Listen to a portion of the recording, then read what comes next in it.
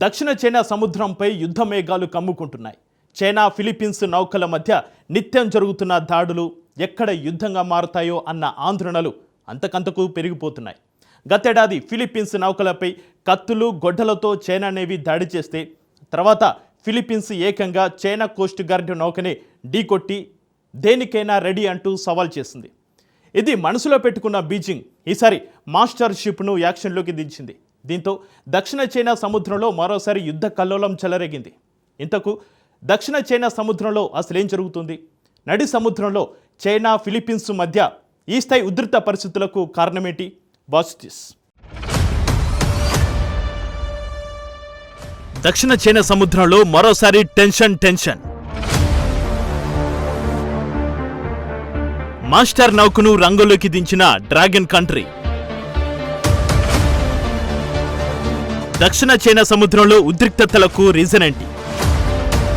దక్షిణ చైనా సముద్రం మరోసారి అల్లకల్లోలంగా మారింది.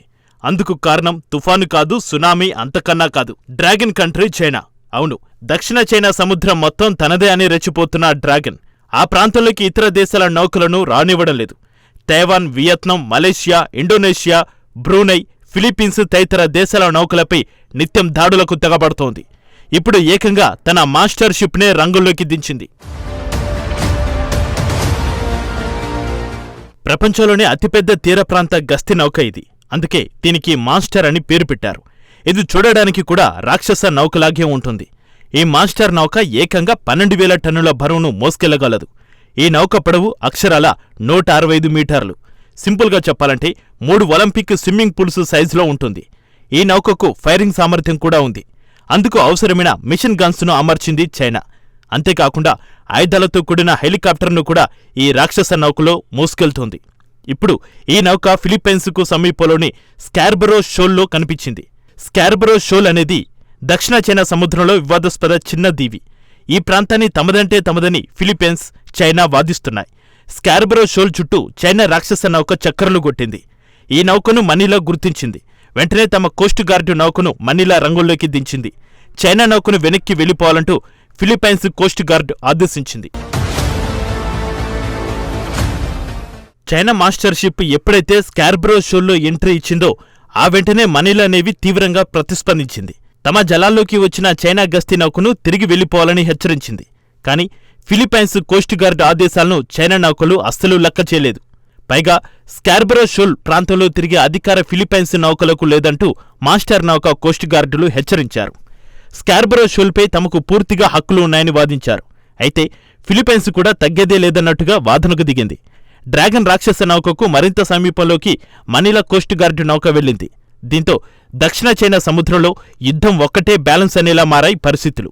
నిజానికి ఈ ప్రాంతంలో ఉధృత పరిస్థితులు ఏడాదిగా కొనసాగుతున్నాయి. మనీలా, బీజింగ్ మధ్య పలుమార్లు ఘర్షణలు చోటు చేసుకున్నాయి. పలుమార్లు 2 దేశాల నౌకలు ఢీకొట్టాయి. కానీ మాస్టర్ నౌకను మోహరించడం ద్వారా ఈసారి యుద్ధానికైనా సిద్ధమే అనే సంకేతాలు ఇవ్వడమే ఫిలిప్పైన్స్కు ఆందోళన కలిగిస్తుంది.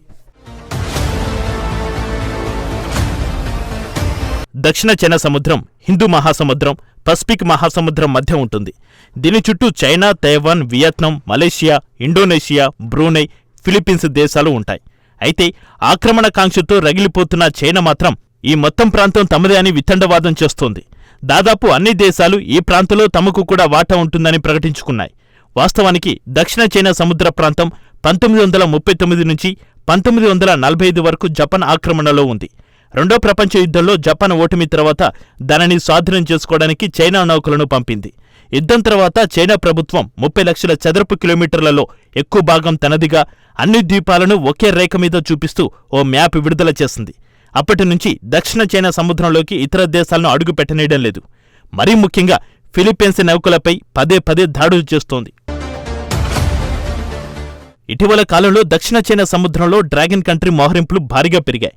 మాస్టర్ నౌకతో పాటు మరో 3 నౌకలను కూడా ఫిలిప్పైన్స్ ప్రాదేశిక జలాల్లో బీజింగ్ నిలిపింది. అంతేకాకుండా ఈ వివాదాస్పద ప్రాంతంలోనే చైనా మిలిటరీ సైతం సైనిక విన్యాసాలను నిర్వహిస్తోంది. ఈ విన్యాసాల్లో చైనాకు చెందిన నేవల్, ఎయిర్ ఫోర్స్ విభాగాలు పాల్గొంటున్నాయి. సింపుల్గా చెప్పాలంటే ఫిలిప్పైన్స్ ఎకానమిక్ జోన్లోకి భారీగా చైనా మిలిటరీని మోహరిస్తోంది.